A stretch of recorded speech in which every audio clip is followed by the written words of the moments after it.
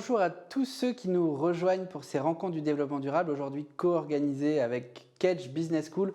On en parlait à l'instant avec Emmanuel Grenier, le président de Cdiscount. Chacun peut, à sa sauce, avec ses ambitions, ses moyens, éventuellement entreprendre pour accélérer cette transition écologique et solidaire. Ça nous était confirmé par la région qui co-organise aujourd'hui avec nous l'événement, la Nouvelle-Aquitaine. 16% d'entrepreneurs de l'ESS dans cette région magnifique dans laquelle on aurait aimé vous retrouver. Et pour continuer de creuser ce filon d'or, on va en parler avec l'une des cofondatrices de Time for the Planet, Colline Debelle. Bonjour. Bonjour. Je suis ravi de t'accueillir sur ce plateau des rencontres du développement durable. Pour plein de raisons, d'abord parce que ce que vous faites, et on va y venir, est essentiel, mais aussi parce que ça peut générer beaucoup de vocations chez tous ceux qui nous regardent. Et on sait que les étudiants qui nous écoutent sont très nombreux, les jeunes entrepreneurs qui nous écoutent sont aussi très nombreux. Donc il y a peut-être des collègues futurs à Time for the Planet et plus simplement des citoyens qui pourront aussi s'associer à votre action. Pour comprendre un peu de quoi il s'agit, Time for the Planet, en 2 mots, qu'est-ce que c'est ? Alors, Time for the Planet, c'est un fonds d'investissement citoyen ouvert à tous qui a pour but de rassembler 1 milliard d'euros pour créer 100 entreprises paramétrées de A à Z pour lutter contre les gaz à effet de serre et donc contre le dérèglement climatique. 100 milliards d'euros. 1 milliard. 1 milliard d'euros, donc entreprises. j'allais dire 100 milliards d'euros, ça fait la taille du plan de relance français, c'est beaucoup, mais même si on a la force citoyenne d'achiver 1% de ce plan de relance, c'est énorme. Un fonds d'investissement citoyen, on va expliquer comment ça fonctionne évidemment, mais d'abord pourquoi avoir créé un fonds avec ce nom, Time for the Planet ? Alors, au départ, on était 6 entrepreneurs, jeunes, entre 27 et 35 ans, et on allait plutôt très bien. On avait créé des boîtes, on s'était rendu compte du pouvoir de l'entrepreneuriat pour transformer l'économie et le monde qui nous entourait. Et puis, au cours des 3-4 dernières années, on se rendait compte en lisant de plus en plus de l'urgence, en fait, du niveau d'urgence. On savait qu'il y avait un problème de dérèglement climatique, mais on a pris conscience que ça jouait sur notre génération, qu'on était la dernière génération capable d'agir, et je pense que je vous apprends rien. Et du coup, on se sentait de plus en plus mal dans notre quotidien et on se sentait très impuissant. On trouvait qu'il y avait une perte de temps colossale. Alors, on a essayé de voter différemment, de faire confiance aux politiques. Alors, ça allait toujours pas assez vite à notre goût. Et puis surtout, il y avait encore des Donald Trump ou autres qui s'amusaient à faire n'importe quoi. On avait l'impression que ça allait dans le mauvais sens. Après, on a essayé de changer un petit peu nos gestes individuels. Oui. C'était bien, mais avant de convaincre 7 milliards d'êtres humains de faire pareil, on se sentait terriblement impuissant et ça n'allait pas assez vite en tout cas. Et quand on a conscience du niveau d'urgence, on était très malheureux. Et donc on s'est dit, on va tout quitter, toutes nos boîtes, et on va utiliser un levier, le seul pour lequel on a besoin de l'autorisation de personne finalement, le seul qu'on maîtrise totalement, c'est-à-dire l'entrepreneuriat. Pas pour gagner plus d'argent, au contraire, mais pour utiliser l'argent comme un moyen, comme un levier de transformation de l'économie. On va zoomer sur cette notion d'entrepreneuriat au service du bien commun, mais peut-être pour encore raffermir le constat sur l'urgence, parce que Time for the Planet, ça veut bien dire ce que ça veut dire. Le secrétaire général des Nations Unies, Antonio Guterres, dit en ce 5e anniversaire des objectifs de développement durable qu'on doit être dans la décennie de l'action. La Chine vient seulement 5 ans après l'accord de Paris de décréter le fait qu'ils seront peut-être à la neutralité carbone en 2060. Donc il a fallu 5 ans à la Chine pour prendre cette décision qui est prévue pour dans 40 ans. Time for the Planet, donc sur quel constat scientifique vous vous êtes basé pour pouvoir lancer votre action? Je sais que vous avez un des plus grands climatologues de la planète parmi vos associés, Jean Jouzel, du GIEC évidemment. Est-ce que vous pouvez nous dire par quelle base scientifique vous avez commencé? Bien sûr. Alors, tout d'abord, pour ceux qui sont curieux, il y a un dossier scientifique sur notre site qui explique de manière très pédagogique et ludique le dérèglement climatique. Et c'est vrai qu'en creusant, on s'est rendu compte de pas mal de choses. Et c'est assez marrant, quand on en discute avec nos parents, aujourd'hui, ils nous disent non, mais si ça c'était vrai, on le saurait. Les gens s'alarmeraient plus. On s'est rendu compte, par exemple, de la différence entre plus 2 ou plus 4 degrés. Aujourd'hui, les derniers rapports annoncent plus 5 à 7 degrés. Et quand on discute autour de nous, sur des gens qui ne sont pas particulièrement sensibilisés, ils nous disent « ça va, il fait 35 l'été, il fera 40, au bord de la piscine, ça ira ». En fait, ils additionnent simplement les degrés.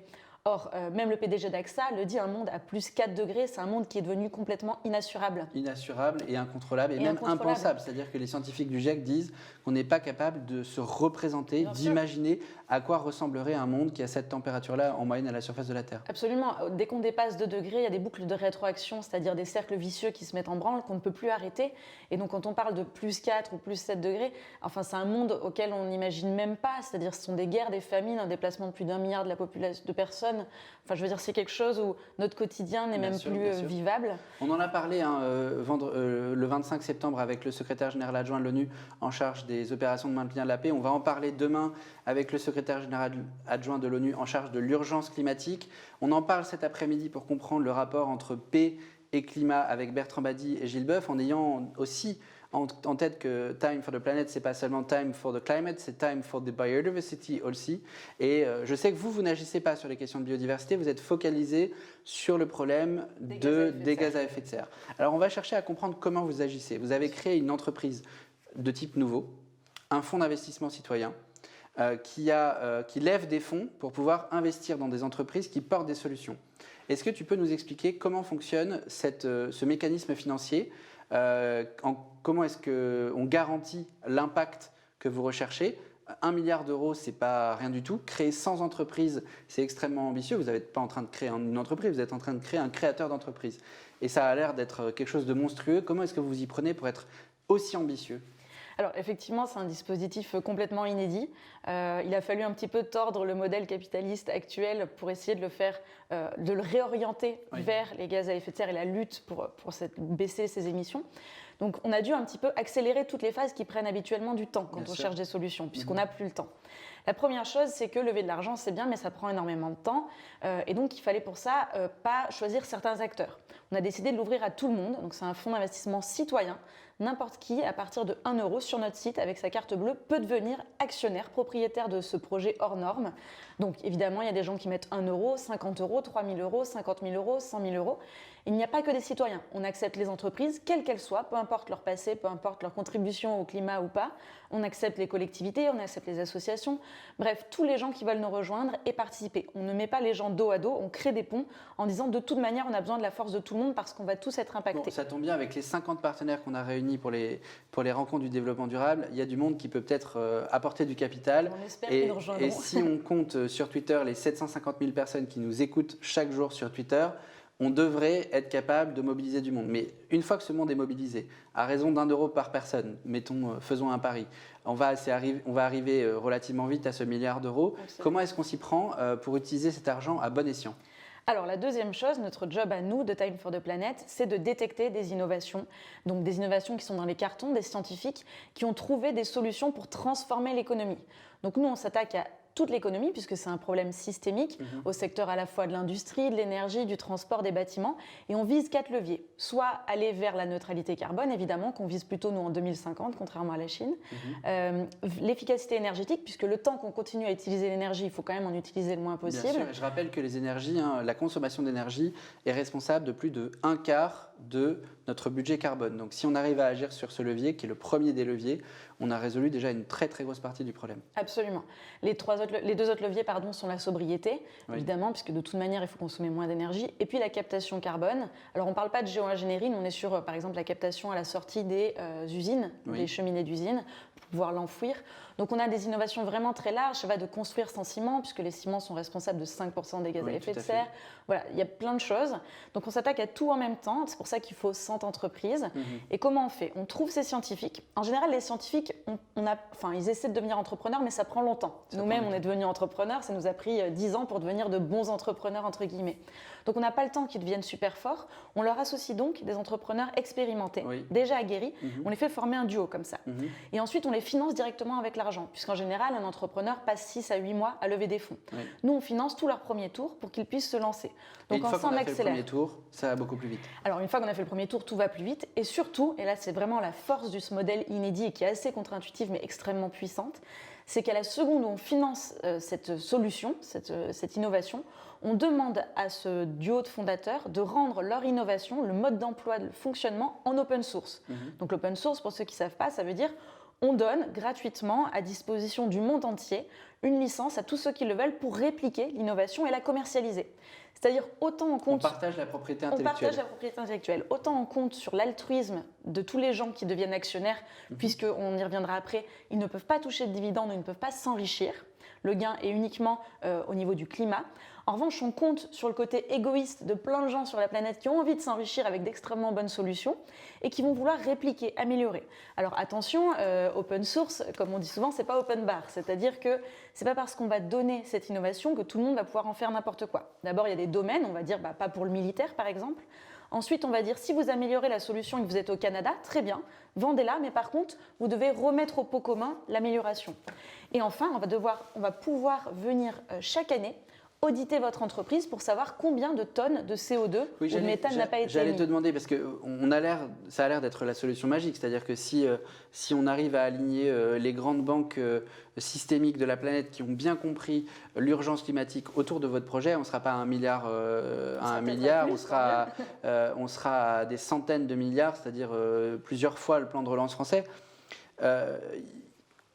Il est où le lapin là? Parce qu'on a l'impression qu'il y a quelque chose qui va coincer forcément. Si cette solution, elle est aussi simple, elle est aussi forte, comment vous vous assurez que derrière l'impact, il est efficace? C'est-à-dire que ce duo de scientifique et l'entrepreneur, comment vous assurez qu'il a utilisé notre argent, celui qu'on pourrait mettre en tant qu'associé dans Time for the Planet, comment est-ce qu'on s'assure qu'il a effectivement diminué les émissions de gaz à effet de serre? Alors deux choses. D'abord, quand on finance l'entreprise, on est majoritaire et ensuite, ça permet de garantir à la fois l'open source et puis de pouvoir s'assurer que ça ne parte pas dans tous les sens. Donc là, le fonds d'investissement détient l'entreprise créée pour l'occasion et donc la contrôle. Absolument. Alors après, ce qui est étonnant, c'est qu'à l'inverse des modèles traditionnels, le fondateur ou les fondateurs vont pouvoir redevenir majoritaires quand nous on sort, par un mécanisme un peu différent, au lieu de se faire diluer progressivement, comme c'est le cas pour les fonds d'investissement traditionnels. Ça, c'est la première chose. La seconde, c'est qu'on mesure, évidemment. Donc on va mesurer ce qu'on appelle le TRP, taux de retour pour la planète. En général, quand vous êtes un fonds d'investissement, vous mesurez ce qu'on appelle le TRI, taux de rendement interne, c'est-à-dire quand je mets 1 euro dans telle entreprise, combien d'euros en ressortent. D'accord ? Nous, on dit, quand vous mettez 1 euro dans Time for the Planet, en tant qu'investisseur, vous aurez au mieux, dans 10 ans, 1 euro de rendu. Donc attention, ce n'est pas un don, vous êtes copropriétaire, vous allez voter aux assemblées générales, vous allez choisir avec nous les projets dans lesquels on investit, vous allez décider de la gouvernance, par contre, vous ne vous enrichirez pas. En revanche, chaque année, on va vous communiquer le taux de retour pour la planète, c'est-à-dire pour chaque euro que vous aurez mis dans notre fonds, dans Time for the Planet, vous saurez combien de kilos, idéalement de tonnes de CO2 ou de gaz à effet de serre en général, n'ont pas été émis ou ont été capturés. Grâce à vous. Grâce à nous, grâce à l'ensemble. Et puisqu'on n'aura pas créé uniquement 100 entreprises, mais sans filière ou sans marché, puisque pour chaque entreprise qui se crée, peut-être qu'il y en a 30, 50 dans le monde entier qui vont le copier et répliquer, eh bien vous aurez un TRP extrêmement élevé, contrairement à un investissement simple. Alors Colline, cette approche est passionnante, elle me donne 2 commentaires pour approfondir encore notre discussion. Le premier, c'est que pour des gens qui ne sont pas dans la sphère financière, comme c'est le cas des personnes qui ont fait la formation des grandes écoles avec lesquelles on collabore aujourd'hui, ou qui n'ont simplement jamais pu faire d'économie dans leurs études, il y a malheureusement beaucoup de Français qui n'ont pas eu cette chance, on va un tout petit peu simplifier pour bien comparer. Aujourd'hui, quand on s'est inscrit aux rencontres du développement durable, chaque personne qui s'inscrit par un mécanisme participatif contribue à un programme de reforestation mis en place par notre partenaire Reforest Action pour planter un arbre en Tanzanie. Là, ce que tu me dis, c'est que c'est à peu près la même chose. 1 euro investi en tant qu'actionnaire pour n'importe qui dans Time for the Planet, ça peut correspondre à des tonnes de CO2 émises en moins grâce aux solutions entrepreneuriales que vous allez développer sur les années qui viennent pour pouvoir soit réduire l'empreinte carbone, soit recapturer du CO2. On est d'accord ? C'est absolument ça, et ça va même plus loin, puisque quand vous devenez actionnaire, associé, eh bien on va non seulement investir votre argent, mais vous allez aussi être convoqué. C'est-à-dire que vous allez, comme un actionnaire normal, être convoqué à des assemblées générales et pouvoir voter. Donc nous, nos innovations, ce n'est pas nous, les 6 cofondateurs, qui allons dire « Ah ben on va investir là-dedans oui. ». Non, on a d'abord un comité scientifique qui va être très solide, qui va évaluer. Ensuite, on a un comité éthique pour s'assurer que ça n'aille pas dans le mauvais sens non plus. Et puis derrière, on va présenter avec un dossier très pédagogique chacune des innovations qu'on propose.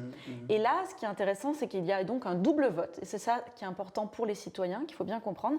C'est que tous les gens qui ont mis 1 euro donc, ont une voix et donc on vote une voix, un vote. Et donc là, on va décider à la majorité. Mais on fait aussi attention, si par exemple un grand groupe arrive et met 200 millions sur la table. On ne veut pas devenir son joujou, d'accord? Et on veut garantir le bien commun. Et donc, il y aura un deuxième vote qui dit, pour chaque entité égale une voix. Et donc, le citoyen qui a mis 1 euro et le grand groupe qui a mis 200 millions d'euros, sur ce second vote, ont le même C'est une majorité poids. Qualifiée. Exactement, ce qui permet d'assurer le bien commun et permettre aux citoyens d'avoir un vrai poids. Je sais que dans vos associés, et toi-même tu es associé, moi j'espère le devenir très prochainement, il faut que je trouve 1 euro. Plutôt, il faut que je trouve l'URL de votre site internet, Time for the Planet, je le rappelle. Vous avez dans vos associés des personnalités extrêmement intéressantes, pour n'en nommer que 2 ou 3. Jean-Michel Aulas, évidemment, Wendy Renard, qui est la capitaine de l'équipe de foot féminin pour la France, donc des personnalités extrêmement fortes qui se sont engagés, qui ne sont pas forcément des financiers. Et quand on est footballeur, parfois on gagne beaucoup d'argent, et puis parfois, mais on n'a rien à voir avec la finance en tant que telle. Alors, s'il y a un message à passer à ceux qui nous écoutent pour pouvoir participer à l'action que vous portez sur l'urgence climatique, ce serait quoi ? Alors, si vous en avez marre de vous sentir impuissant un peu comme nous, il n'y a pas besoin de passer 1000 heures à réfléchir. C'est très simple. On va sur le site internet timeplanet.com. On peut devenir actionnaire. Et en fait, ce qui compte, évidemment, c'est le montant que vous pouvez mettre, mais c'est aussi le nombre qu'on est. Aujourd'hui, il faut vous dire, en 9 mois, on l'a créé il y a 9 mois, cet OVNI. En 9 mois, on a rassemblé plus de 670 000 euros. Donc, on est parmi les top 10 des crowdfunding européens les plus importants. Et on a plus de 3000 associés déjà. Et donc, plus on sera 10 000, 20 000, 100 000, 10 millions, plus les entreprises qui, elles, ont des moyens, les collectivités qui, elles, ont des moyens, les politiques, viendront abonder. Donc, ce n'est pas grave s'il n'y a pas beaucoup d'argent, si vous mettez même juste 10 ou 50 euros, c'est symbolique. Vous allez pouvoir choisir avec nous les solutions, faire partie de la solution et surtout attirer comme un pot de miel plein d'autres gens qui, eux, ont beaucoup plus de moyens, des milliardaires, etc., qui voudront aussi faire partie de l'aventure. Ça, c'est la première chose. Et la seconde, c'est qu'on peut aussi bénéficier de vos compétences. On a un système communautaire en interne où vous pouvez rejoindre des planètes, la planète designer, la planète traduction, la planète codeur. Et vous pouvez donner un peu de votre temps. Exactement, avec des mini-projets. Donc, il y a par exemple, je vous donne un exemple très, très, très symbolique. Il y a un de nos associés qu'on ne connaissait pas parmi les 3000 qui nous appelle et qui nous dit « Écoutez, j'ai fait imprimer une carte de visite Time for the Planet puisque je suis associée et je suis allée voir la directrice marketing d'une grande boîte d'affichage publicitaire et je lui ai demandé si elle voulait bien nous faire une campagne d'affichage publicitaire gratuite. Wow. Elle a dit oui. Est-ce que vous avez des affiches pour nous ? Et donc, on lui dit on va t'en faire, c'est pas grave. Et donc, en fait, il s'est senti appartenir à cette communauté, au changement, et chacun à sa petite échelle peut parler à son entourage une fois qu'il est actionnaire et nous faire obtenir des rendez-vous qui permettent de convaincre encore plus de monde. C'est un vrai capitalisme collaboratif en quelque sorte. Absolument, c'est participatif. Bon, très bien. Je crois qu'on va s'arrêter là parce que je sens que tout le monde va quitter la conversation pour aller cliquer sur timeplanet.com et devenir associé de votre fonds citoyen. Avec mes jeux de mots à la con comme d'habitude, dont mes bénévoles, je pense à Marie, je pense à Hippolyte, savent à quel point je suis créatif. J'ai envie de vous dire, investissez dans la poule aux œufs verts parce qu'elle est là sous nos yeux. Il y a quelque chose à faire pour agir directement sur cette urgence climatique sur le plan financier.